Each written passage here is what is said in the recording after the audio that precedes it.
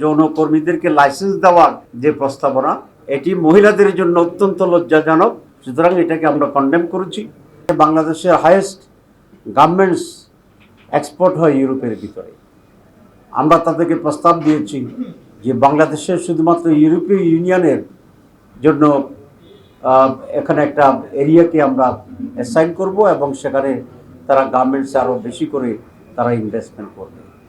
আজকে আমাদের সেই সফরের ফলো আপ প্রোগ্রাম হিসেবেই ইউরোপীয় ইউনিয়নের মান্যবর রাষ্ট্রদূত এসেছিলেন, তার সঙ্গে এসেছিল বলা হয়েছে।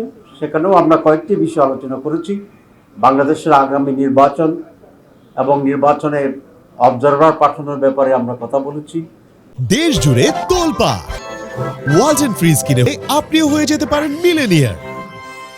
ইকুয়াল প্লেইং ফিল্ড তৈরি হওয়ার জন্যে বিশেষ করে প্রত্যেকটি বুথে ইলেকশনে সিসি ক্যামেরা যাতে সংযোজিত থাকে আমরা এটা প্রস্তাব করেছি। তারা এই প্রস্তাবকে এনকারেজ করেছে এবং এই জন্য যে হিউজ বাজেট দরকার আমরা তাদেরকে বলেছি তারা যেন এক্ষেত্রে সেইভাবে আমাদেরকে সহযোগিতা করে। রিফর্মস কমিশনের ব্যাপারে তারা আমাদের কাছ থেকে জানতে চেয়েছিল।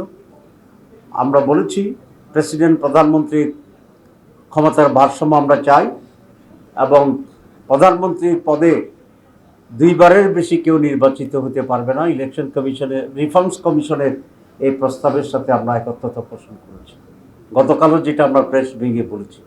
সুতরাং এই সকল বিষয়েই আজকে মূলত আলোচনা হয়েছে এবং তারা বলেছেন তারা বাংলাদেশের সাথে কাজ করবে এবং বাংলাদেশ জামাত ইসলামীর সাথেও তারা কাজ করবে এবং পারস্পরিক আলোচনার ভিত্তিতে আমরা দুই পক্ষই কীভাবে বেনিফিটেড হতে পারি এ বিষয়ে তা আলোচনা অব্যাহত থাকবে। জামাত ইসলামের প্রতি 3-4টি প্রশ্ন সকলে জানতে চান।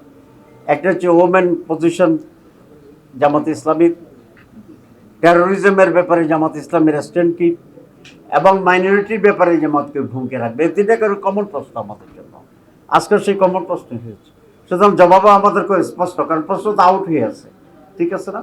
আমরা বলেছি নারীদের ব্যাপারে, পুরুষের ব্যাপারে, সকলের ব্যাপারে, যার যার অধিকারের ব্যাপারে জামাত অত্যন্ত সচেতন, দৃঢ় এবং প্রত্যেকে তার রাইটস ভূমিকা পালন করবে।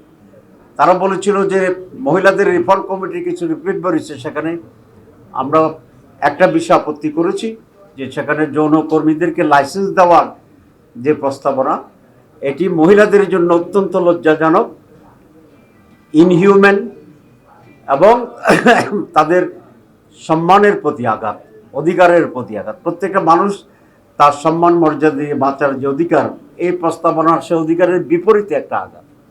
সুতরাং এটাকে আমরা কন্ডেম করেছি, এটা আমরা তাদেরকে বলেছি। বাট আদারওয়াইজ মহিলাদের যে ভূমিকা, এটাকে আমরা এনকারেজ করি। তারা বলছে